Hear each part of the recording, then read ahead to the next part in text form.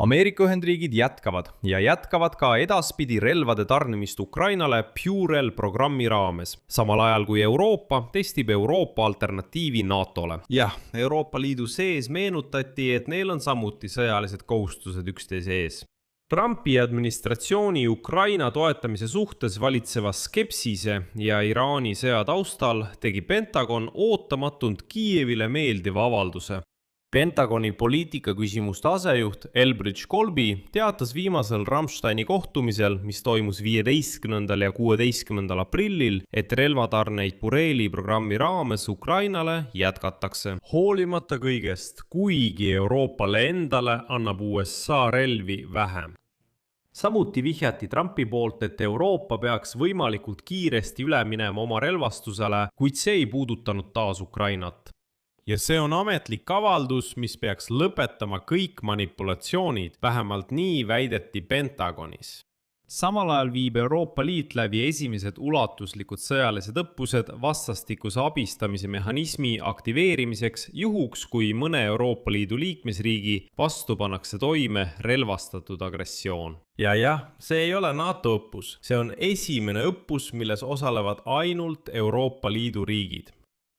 Minu nimi on Aleksei Bitši, arutame seda teemat koos. Kuid enne alustamist pange sellele videole like, tellige kanal ja jätka oma kommentaar selle video alla. Ja tellige minu Telegrami kanal Bitši News, link on kirjelduses.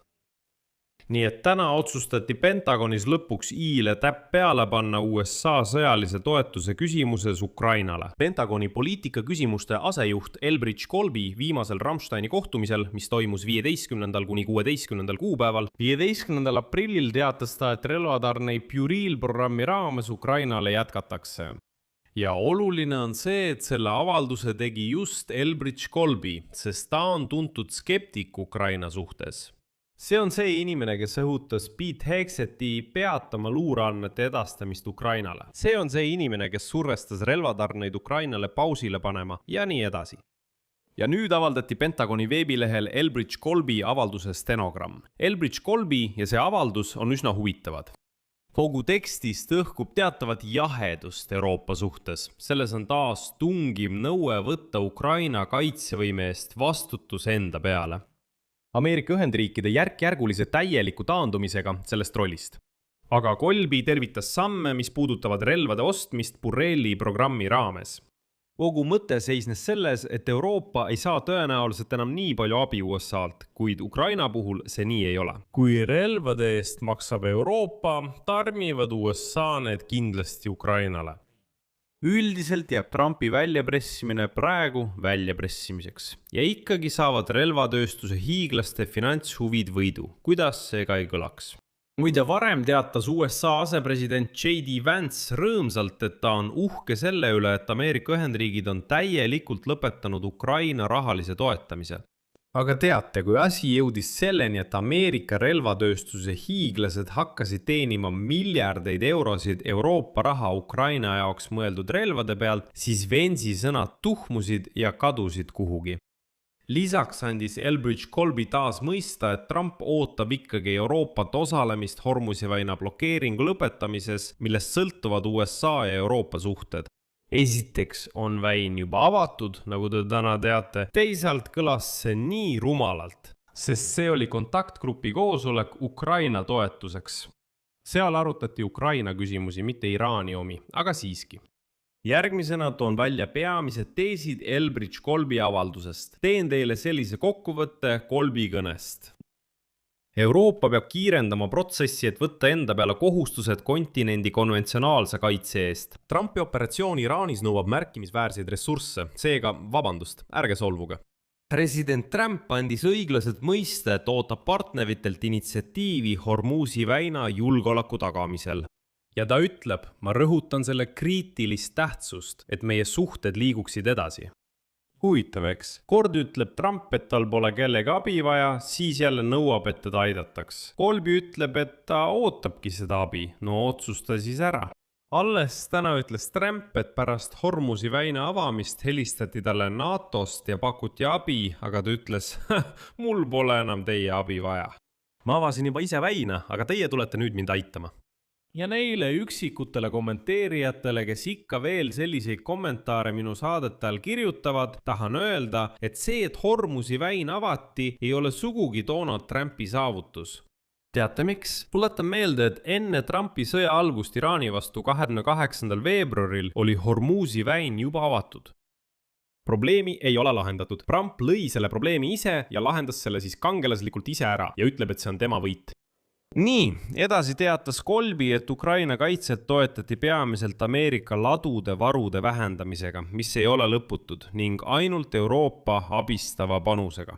See oli NATO 2.0 strateegia, aga tegelikkus on juba järgmine. See on NATO 3.0. Õnneks on see hakanud muutuma, kuid tuleb kiirustada, ütleb Kolbi. Nüüd edasi Elbridge Kolbi sõnasõnaline tsitaat.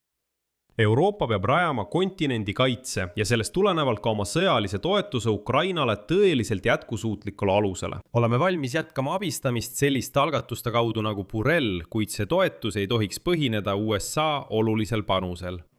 Euroopa laskemoonavarude kiire taastamise vajadus on ülimalt tähtis, nagu ka vajadus kõrvaldada protektsionistlikud kaubandustõkked, mis pärsivad kontinendi tööstuspotentsiaali. Oleme valmis teid sellest toetama ja teiega koostööd tegema.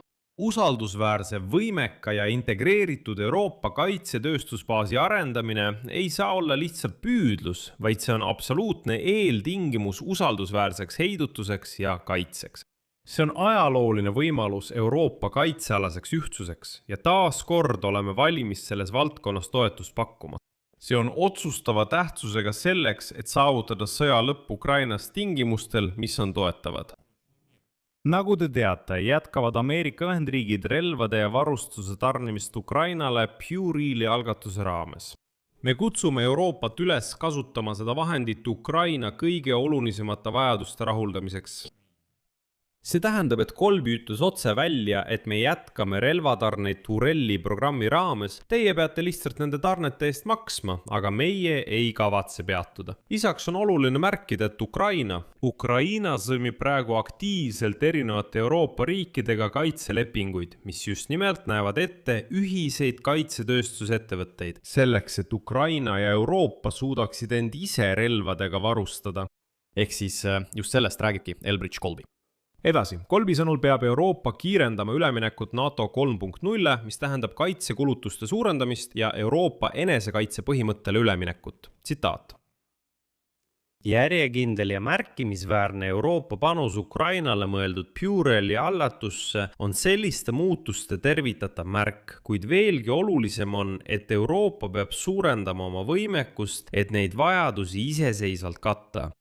Kui Euroopa võtab tõeliselt vastutuse kontinendi kaitsmise eest vastavalt meie NATO 3.0 visioonile, oleme kõik tugevamad oma riigi kaitsmisel. Ja rahvuslike huvide ning Euroopa on hakanud väga aktiivselt tegutsema. Vana Euroopa, teate, on ärganud ja on nüüd valvel. Täna teatab Bloomberg, et Euroopa Liit viib läbi esimese ulatusliku õppuse vastastikuse abistamise mehhanismide aktiveerimiseks juhuks, kui mõne Euroopa Liidu liikmesriigi vastu pannakse toime relvastatud agressioon. Need õppused matkivad otsuste tegemise protsessi olukorras, kus mõni Euroopa Liidu liikmesriik pöördub ülejäänud bloki poole sõjalise abi saamiseks. Sellist õppuste eesmärk on harjutada Euroopa Liidu lepingu artikli 42.7 rakendamist, mis kohustab Euroopa Liidu riike osutama abi kõigi võimalike vahenditega, kui mõne bloki liikme territooriumi rünnatakse. Seda sõnastus peetakse juriidiliselt isegi rangemaks kui NATO põhikirja artikkel 5, mis näeb ette vaid need sammud, mida liitlased peavad vajalikuks. Kui te veel aru ei saanud, siis kordan ja selgitan. Jah, Euroopa Liit on hakanud oma sõjalist komponenti üles ehitama juhuks, kui NATO tõesti laguneb või kui USA tõmbub kõrvale.